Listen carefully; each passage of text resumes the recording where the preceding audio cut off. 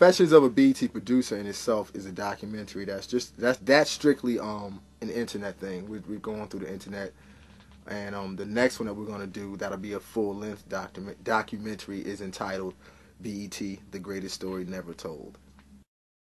For me, this isn't a BET situation. My issue was with the vice president. He was the one. Now, he may have been put into position by Viacom, the Viacom higher ups that say, hey, you know, there's a plan we need to go along with, and we need you to instill it, and we need you to make it manifest itself. But the vice president of BET doesn't have to go that hard. I mean, you know, so it's not a BET thing. I'm not going to say that because I'm a big Reginald Hudlin fan who's the president over there now, and I think that he's going to do a lot of great things with BET in the future.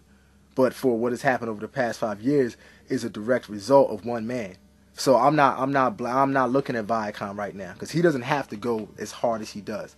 You know, Viacom may tell him something, but like I've always said, you could have got the most racist, cracker, KKK, Grand Wizard in BET to be the vice president. He could have done a better job at killing hip hop than this black man named Stephen Hill did. So, you know, it's not about Viacom. It's about this one guy. He is the alpha and the omega of what goes on in the music side. If he does not like an artist, you can't convince that man to let it get done. You understand? If he likes an artist, he will make sure that it's done. And he has two people beneath him that get it done for him. So from a musical standpoint, from what you see on videos every day, it's one dude. I'm not saying BET. I think it's unfair to lump Reginald Hudlin into this bullshit. You know? It's just that, you know, BET is a crew that Stephen Hill runs with. So if I run up on Stephen Hill, like I run up on his crew, so be it. But it's just one dude. Like I'm saying, it's one guy. It's not a BET. It's one guy. We got little young boys out here that all think that being a thug is what you're supposed to be. Then our women out here, you know, are dealing with the fact that they're being pushed to the back, and which is being headed by BET, you know, the destruction of the feminine energy within the black community. You know, I mean, I like black women. I don't think I'm racist by saying this. With all due respect to Caucasian women, Latino, Dominican, whatever, I like black women. And for me to have to fuss and fight with a black woman because she's so used to dealing with this generation of men that we have spawned with the help of BET, with, you know, with their visuals, I'm like, yo, you affecting my life. I got, you know, I love little children. I'm tired of trying to tell a little child that just, you know, that they beautiful being dark. When you turn on BET, that's not what BET says. So this joint affects everything. It affected my life all the way around. I got to listen to whack-ass rap music, watch whack-ass rap videos. God damn, I could escape this shit. So I, you know, reach a point. So, you know, I look at the industry and I look at like this government and the industry like the big bully. It's a house of cards. So now I'm like, what you gonna do when someone slaps you back? Now I'm slapping back and they're doing the typical shit. They're calling their lawyers. You can't use our stuff. Blah blah blah blah blah. That's bullshit. You know, so that's the most they can do. So I'm like, to paraphrase my man KRS-One, I'm just the guy to lead the crew right up to your face and dish you. When I first got to BET, I really thought I was gonna save the world as far as Black America and how they were viewed on television. I was just a regular dude who loved hip hop, and I would compare it to, like, imagine if you bake a cake out of the goodness of your heart, and then someone comes behind you and they start putting cyanide in the cake. You understand? And you're watching all these people eat this cake that you helped, that you basically made, but someone else has put cyanide in it, and you watch people drop and die left and right. With Black Entertainment Television, I was an associate producer on Rap City The Basement when it first started. And I moved to I was asked to come to New York when they moved the station from DC to New York, and I was as an associate producer still, actually. And then I moved on to become a producer. But I was basically in charge of putting videos on. You know, that's what we did at the time, before it became a dictatorship from the vice president. You know, within each show, the producers were allowed to say, man, you know, we think this artist is hot. So if one of us came and said, hey man, I saw Joe Blow rapping at a show and I think he's going to be something, we would sit amongst ourselves, the Rap City staff, and argue, fuss, and fight. That's how the whole situation with Eve came about. When Eve first came out, she was the only girl with Rough Riders. You had the Locks and DMX and all these other men, but here was this girl and she was holding her own. So I brought it to the table like, hey guys, on the Rap City staff, I said, hey, this is girl Eve, and we fussed and fought and argued because majority of the staff was men. So our first thought process is to think from a male perspective. But once I was able to tell them why and tell them the benefits of pushing a female artist, the rest of the staff, you know, came around and said, you know, we support it. And at that time, the vice president of entertainment, Stephen Hill, he didn't have complete control. What he had to do was listen to the senior producers of shows and then go with other executives and how they felt. So because our senior producer was with BET before him, the other execs would kind of listen to him. And so even though Stephen really may not have wanted it, he was coerced into saying, okay, give it a shot. I remember of another instance where DJ Honda from Japan wanted to do a Rap City in Japan. And he had everything paid for. And the day before we were going to leave, the vice president said no. Because I don't think anyone is interested in a hip-hop show being shot in Japan. And that's how it goes. There was no, well, let's talk about it. It was no. And so therefore, if Stephen Hill likes B2K, that's what you're going to see on 106 & Park. You're going to see Marquez Houston, you're going to see B2K, you're going to see Omarion, and that's the way it's going to be. It doesn't matter if there's a guy, if Anthony Hamilton has a hot album out. Anthony Hamilton's black ass ain't going to be on BET. That's just the way it is. Because that one man says no. So if he says that Anita Baker isn't relevant to the audience, isn't relative to the BET audience, let alone the 106 & Park audience, Anita Baker can drop 20 albums in a year, and she'll never see the light of day on BET. That's just the way it goes, because he is the Lord and Emperor and King of that kingdom. He's a malevolent king. So it'll be my pleasure to bring that kingdom to its knees. I realized very early on from interning at MTV that what the media could do. Because when I used to intern at MTV in 1997, I remember every day, like at 4 o'clock, like all these people would turn to, all these white people would turn to BET. Like clockwork. And it'd be like 20 of them would crowd around the television and watch Rap City. And then one day I finally got the nerve to say, why are you all watching BET? Because at that time, when I was in college, I didn't really think white people paid attention to BET. But when I asked them, one of the producers turned around and said, hey, this is how we tell what is hot in the urban neighborhoods and urban environments, because then we can dictate some of our urban playlists from what BET's playing. So right from there, I already had the knowledge that, okay, if I play Eve 4 times a week on Rap City, and every time she comes on BET, and I make sure that she's looking good and she looks like a sex symbol, then that means eventually MTV's going to say, hey, why are they putting this girl up here? And then when MTV does it, then someone else from more mainstream America is going to say, hey, who is this girl right here? So I understood that early on as a production assistant. So everything I did was very meticulous. I left BET in 2001, in August, the month before the towers fell. And I originally left to pursue an acting career. And then they asked me to come back last year to produce a show called The Road Show. And I came back. But I left after they asked me to help them revamp Rap City. But it got to a point where it was so disrespectful, and I realized what was going on. And I mean, I had older heads, from the DC office pull me to the side and say, man, they're trying to fuck your name up. You might just want to leave the situation. And then when I saw what they did to The Road Show and, and the different things that was going on, then I was like, well, it's time for me to go. And because he is the vice president, and he has his creative director who's like the pit bull, and she's a control freak, and they run BET like the government runs the government. They keep everybody in a state of fear. They keep everyone in a state of fear where they play psychological games where you begin to think that this is all that you can do, because in black film and television there's not many places to go. On a mainstream level is BET. So if you don't behave a certain way, it's easy to start taking psychological advantage of people around you when they're looking at you like you're the beginning and the end, and well, this is all I got is BET, where else am I going to go? The whole thing that I'm bringing up with the vice president, it permeates further than me. It's not even personal with me. Anybody could have been in my situation. So it's not even personal, but it affects the community. It affects these young people that they have in the station who now just soulless beings that just walk in and just work for that $250 a day or $200 a day, or I mean I got paid like close to $400 a day. So they take advantage of it, and the problem is it affects everyone, because regular black America, because there's no other representation of them, they're gonna turn to watch BET, and these executives know this. BET employees in there right now, I feel this. I get my phone calls. I'm not gonna put people on blast, but I get my emails and phone calls. I know. I said what I said on DVD is what majority of these cats say standing around their little cubicles. You should hear some of the shit that these people be saying that they go through. You understand what I'm saying? I know a dude that just got fired the other day because one of his partners got fired and over something that just wasn't right, and he stood up for him. But I said that was foolish because this DVD was already out. So any nigga that talking BET is done for. Right now, it's hot over there. But, you know, I'm not saying there's people. You should see some of the emails that I've gotten from people that used to work with the vice president when he was in radio in Boston, when he worked somewhere else, when he was at MTV. I got a bunch of emails from people that's like, wow, I never thought anybody would come out and, and tell that about him. So, nah, there's people, they're just scared. Everybody's scared. We live in a cowardly-ass society.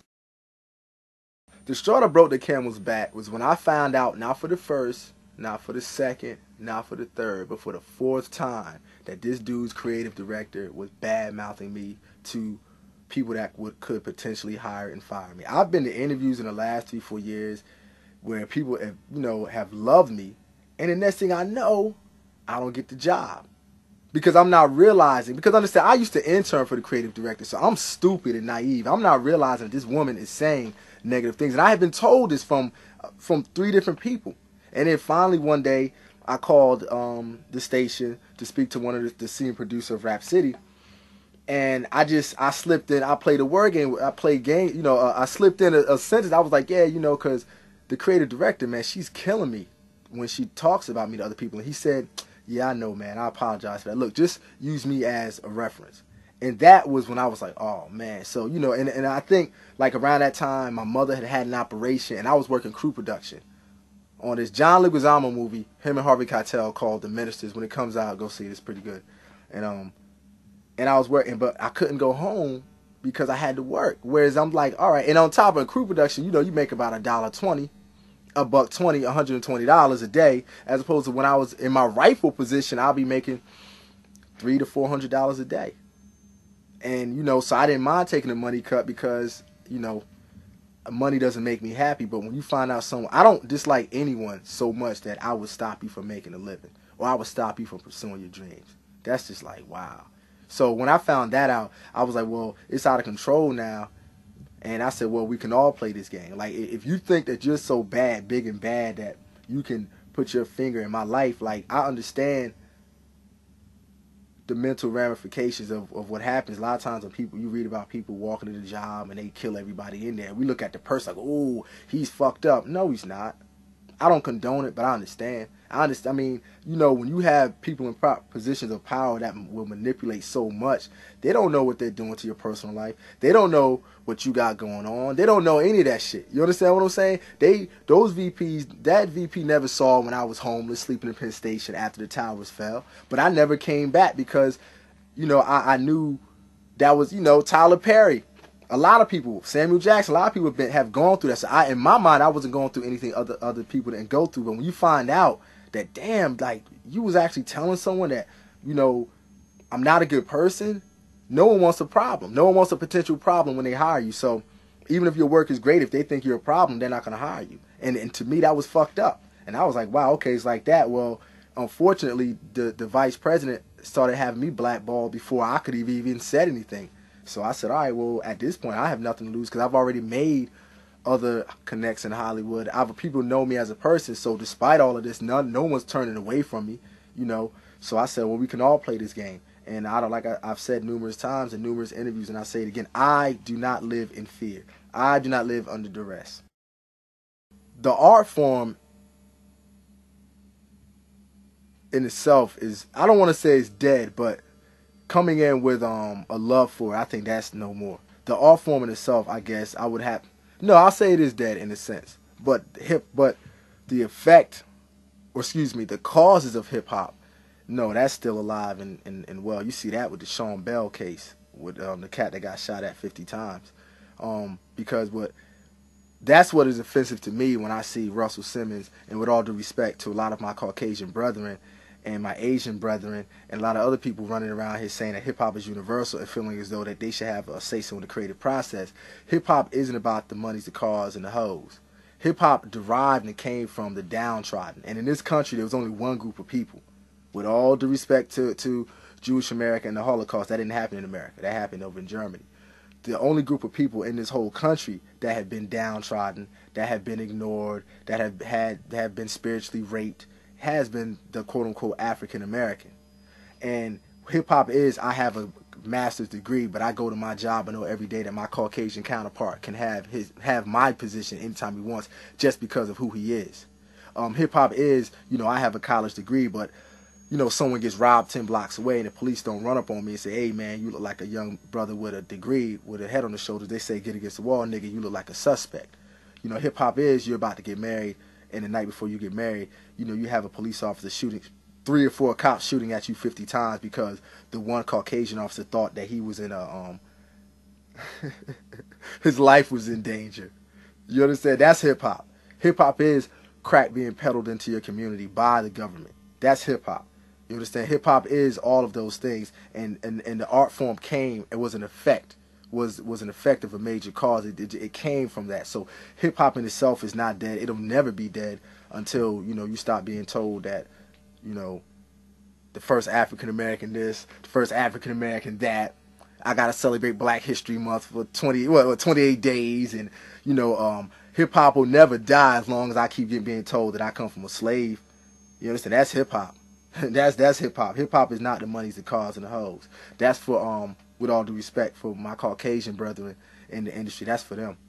Hanging out with a bunch of niggas in the hood don't mean a goddamn thing if you can go home to your daddy. But talk to them cats that stay there. Hip hop is moving, getting money and moving to a neighborhood, and you have the same accreditations as everyone else, but those people don't want you there because they feel like you're gonna bring in a whole unwanted breed of people. That's hip hop. Hip hop is sexism. Hip hop is racism. I guess there is a little point that I'm proving. Man, people, stop being scared of everything. Y'all motherfuckers are scared of your own shadows, man. Y'all scared of the government. You scared of the cops. You scared of the judge. You scared of this. You're scared of your boss. Then you get home and amongst one another and take it on at each other. That's crazy to me. Like, that's what I don't understand about society, is that we'll go take an ass whipping from someone that we perceive as authority, then go back amongst the regular people and take it out on someone else. And it's dumb. It's a trickle-down theory. And it's like, this should not be that big of a deal, in my humble opinion. If more people just said, hey, man, this ain't right, I don't want to take it. I mean, people have said that, well, why are you angry? Well, I'm not angry, but I think I would have the right to be. I mean, hell, I think if more people in this world got angry about some shit, you wouldn't see wars. Because if you got angry the first time someone slapped you and slapped the shit out of them back, it wouldn't escalate into a gang war. It wouldn't escalate into guns. If the Iraqis had just gotten angry when some shit first happened, U.S. wouldn't be over there. You understand? If the U.S. government, if the U.S. citizens had gotten angry when George Bush stole that election, we wouldn't be in the war, because the U.S. citizens would have stood up out of anger and said, yo, I'm not dealing with this shit. But because you're told to love Jesus and not be angry, well, according to that Bible, and I ain't no Christian, and I don't love Jesus, but according to that Bible, Jesus got angry too. So, I don't get it. I don't get how we're such a hypocritical Christian nation over here in the U.S., where it's like, the little man always got to get his face beat in. That's crazy, dog, because my mom ain't raised no punk, man. I didn't come from slaves. I know where I came from. I came from a line of pharaohs. I came from a family that fought in the Haitian Revolutionary War. So I got warrior in my blood. So I don't know how to be subservient to a system because somebody said so. That's retarded. Show me why. Did that? Everybody that's in leadership positions eat, shit, fart, pee, just like everybody else do. So... And on top of that, 75% of them got there through unscrupulous means anyway. So you listen to listen to someone tell you not to do something, and they doing it. What's homeboy that was trying to help prosecute Bill Clinton? One of George Bush's boys. He come out last week talking about something doing the whole Monica Lewinsky trial. He was cheating on his wife. Well, excuse me. Wasn't you they was making a big deal about Clinton doing this shit, and you got the main dude prosecuting him was doing the same shit. This is the country we live in. This is the society we live in. I'm not scared of these clowns. I walk in the hood every night, and I don't be scared to get robbed by some of the toughest cats I see out in the street. So I ain't gonna be scared of no punk-ass motherfucker because he got 2 letters in front of his name, VP. I'll whip him, physically and spiritually. And anybody else that wants to jump on his side and get in my way, whoever that may be. They're scared, man. They suckers and they scared, man. You tell all the powers that be, man. After school, 3 o'clock, meet me in the parking lot, punks. And right now it's about 2:35. I have the mic cord stick on the outside. I don't think you'll be able to see it all the way back here. My name is, in Willingboro, my name is David Bradley. I grew up in Pennypacker Park. In the entertainment industry, everybody knows me as D. Brad. But my name is David K4L But then again, tomorrow y'all may see me, I may say something else different, because that's just how I get down. This is how I do. Because, you know, we black, we melanated people. See, we are undefined and uncontrollable. And just to go off on a little tangent, I think my own opinion is that's what gets us as black folks caught up in trouble, because we keep trying to define ourselves, and especially defining ourselves based off the construct of someone else who is attempting to be us. All right, now, I have a documentary called Confessions of a BET Producer. So I always like to, if I'm going to name what I do, it's called Confessions of a BET Producer. And what I'm going to do is keep this really short and in the capsule, because I love listening to my man Black Dot, what he brings to the table. I'm just a dude that actually put a lot of this work into plan. I started interning at MTV in 1997 through 98. And this was in I think about 1998 actually is when I had my major first experience. Every day all the white people at MTV would sit around between the hours of 3:30 and 5 o'clock and watch BET. Finally one day I walked up to him, I said, hey, I don't even watch BET. Why are y'all sitting around watching this? Every white person turned and looked at me and said, hey, this is how we tell what black America's watching, what black America's doing. And I watched this go on for the whole semester. Every day like clockwork, it'd be 20-some-odd white people sitting around one television watching Rap City, watching a little bit of Video Soul. Then they would go about their business. Well, fortunately for me, the next year I was hired right out of college to work at BET on a show called By the Book. And I brought that technology with me over to the black television station. And to make a long story short, just to run down my resume really quickly, I created that show called Spring Bling. Artists like Eve, I helped create that image that we see of her now. Even after I left BET, I was Dave Chappelle's stand-in, so I saw everything that happened with him. And to really capsulize it even more, basically, since 1997, whatever has happened in urban America as far as the perception on television and film, I was basically the fly on the wall. That's why this brother is so correct. There you go, was so correct when he says we are at war. And I know it's somewhat difficult to believe that a war can be anything other than physical, but it is. This is why the civil rights techniques don't work anymore. This is why black people march and it gets no real headway. Because believe you me, that Gen 6 march meant nothing. They were going to let that dude out anyway. As a matter of fact, they didn't even let him out when they marched. They let him out a week or so later.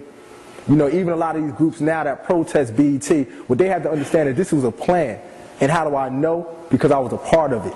I helped implement this plan. It's just at the time, I was naive. I didn't know. To me, it was just, I grew up in the golden age of hip-hop. So to tell me, you pay me $200, $250 a day, sit around and talk about rap music, listen to rap music, hang out with rappers, well, hell, I'd have done that for free. So for me and the fellas around me, it was all fun, but we did not know that we were a part of a system. And my vice president would always tell me, he would always pull me out from the bunch and say, D. Brad, look at the big picture. I thought the big picture was black America. I had no idea that the big picture was being a part of this system, because it's not even really about color per se. It's not even really about the white boy hates black people. Because the average white person is just ignorant, and even more ignorant than we think the average black person is. Because they really believe that foolishness. They don't have anything to show them that they're superior. So whereas black people that believe that decadence, sometimes we look out in the street, sometimes you have to ask yourself, do we really come from Egyptians with the way that black folks be acting? So I can understand that. But that's the one thing we need to understand, that this is more of a war on black people because of perception. This man has to write himself into world history. Like everything we do today, we read the Bibles, the Qurans, whatever we read that's religious text. If you have any common sense, you know that you're reading about black people. No one should have to tell you that. We're reading about black people. Well, this age is over. This life cycle is done. And when the new one starts, what has to happen is he has to write himself into the history of the world. And how he does it is visually. See, our parents, our ancestors wrote in walls and wrote in stone. The white boy uses film, television, DVDs, CDs. They don't use records anymore, none of that stuff. You understand? They use visual implementation of a certain psyche.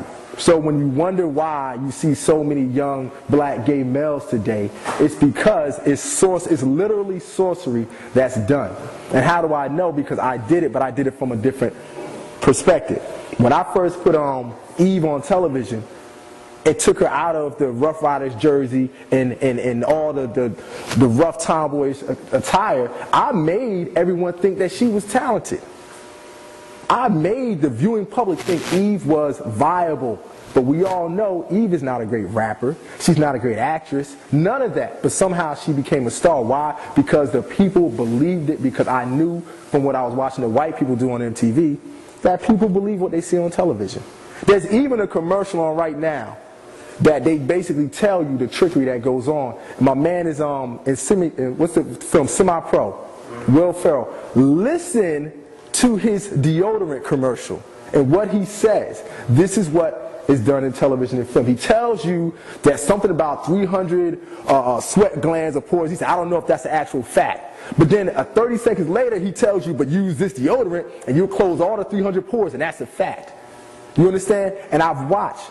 A lot of black folks also don't want to believe that, yes, there is a room of people that sit and conspire. And then once again, how do I know? Because I was sitting in the room half the time.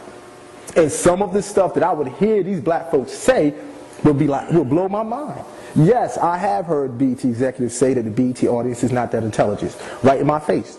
Intelligent. Right in my face. One of the glaring examples I use is that there's a brother named Cousin Jeff. He's the resident conscious black man on BET. He did a week-long series on the word nigga and how it was just derogatory, ABC and D. I happened to watch, and I cannot recall the brother's name, and I love giving him credit. It was a documentary called Africans in Asia. Do you know the brother's name? Eugene Adams. Eugene Adams. I think everybody black should watch Africans in Asia. I stepped to this brother. I'm like, yo, I'm like a born-again Christian. Yo, Jeff, I got the black people that really, niggas don't really mean ignorance, this, that, and the other. Jeff looked me up and down. He said, D. Brad, I know that. I said, well, dog, you just did a whole series about the word meaning ignorant. He said, yeah, but black America's not ready for that yet. You understand? What happens in television and film that we all rely on so much is that those in power know that if they attack our 5 senses, our 5 carnal senses, and which basically all lead to some form of physical pleasure. We get off work, we tired. So I'm going to turn on reality television, which ain't reality because I worked on the #1 reality show in America for 2 straight years, and I know for a fact that there were plenty of times they said, okay, cut that. Now, when you come up this time, act like you didn't see the car. I've shot it. I've sat there and watched. You know, so it's not even reality television. But they understand that majority of us, whether we like it or not, are lazy as hell. On a spiritual level. We think because we work 3 jobs that now I'm not lazy. But spiritually, psychologically, the masses are lazy. And it ain't just a black thing. It's just that the reason why black America gets it is because we are the beginning and the end. So therefore, we are all that everything encompasses. So a majority of the decadence we see, we had to give the white boy permission to do it. Because they're not even, from the studies that I've done, just being in such an infrastructure like BET, and I still work in the film and television industry, and I have actors that we see on TV every day that are my friends, and I'm in their homes, and I know that they ain't got no money. I've been over rappers' cribs that will go on MTV cribs talking crazy, and I've been in their house like, word, you living a little bit better than me. Because it's all based off perception. Even going back to what the brother talked about with the homosexuality with the rap, here's the kicker. It's not that the rappers are gay. That's not it. That's a misconception. What it is, it's about control. See, that's what makes it, that's why you see so many buffoons nowadays in television and film, doing things that we know are like, wow, Jamie Foxx, you would say that? Wow, Jay-Z, you would actually sit there and do an anti-Semitic commercial? Because they're in a bind, because see, Jay-Z's not gay. I'll use him as an example. He's not gay. But once you reach a certain level within that weapon of mass destruction, you have to give something up. There's something that you're going to give up because you got to be down with that crew. And how do I know? Because it happened to me. That is why I'm standing here talking right now. I reached a certain level in that station. I was the only producer to ever come as a new kid and create a multi-million-dollar revenue generating show. I was the only producer in there that artists would come and be like, oh, I need D. Brad to do my show, or that actually helped create an image for artists. So it reached a certain point where now it's time for them to introduce me to the inner workings of this monster that's created. And that's why nowadays we see people caught up on secret societies, but it ain't no secret if everybody's talking about it. And everybody talks about the skull and bones, A, B, C, and D, because that's old news. You feel what I'm saying? What's happening is it was passed down to to everyone in the urban industry.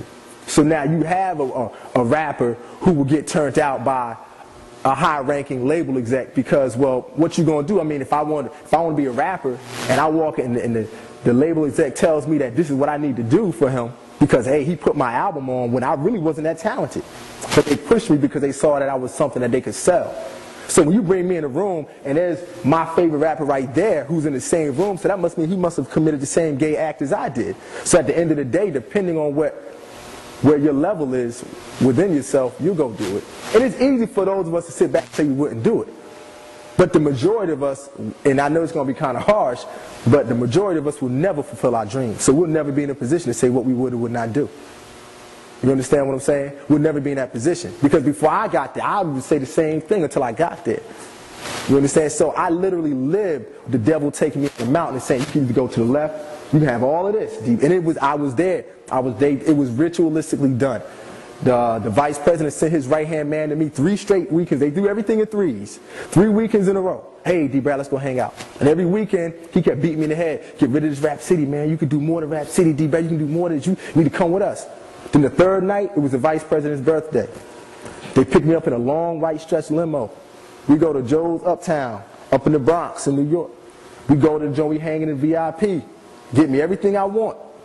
Then every time we hung out, it was the same way. Then they bring me to the back room. And in the back room, they had this long table with a white sheet set out.